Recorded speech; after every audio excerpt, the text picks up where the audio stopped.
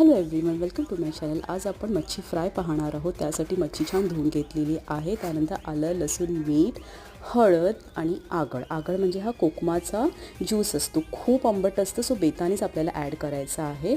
आता मी छानपैकी हे सगळं मॅरिनेशन मस्त त्याला कोट करून घेते. मसाला मच्छीला 15 मिनटं ठेवायची. आता इट्स टाईम टू फ्राय. आता मी फ्रायसाठी कोटिंगसाठी मच्छीच्या मी त्याला थोडा रवा, तांदळाचं पीठ घेतलेलं. आता आपण घोळून घ्यायची मच्छीची तुकडी, छान कवरअप करायची आहे. तेल गरम केलेलं आहे एका साईडला.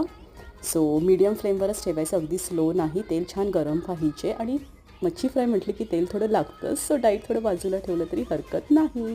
सो छानपैकी मच्छी फ्राय करून घ्या. एक साईड झाली की दुसरी साईड आपणही परतून घ्यायचे आहे सगळ्या तुकड्या.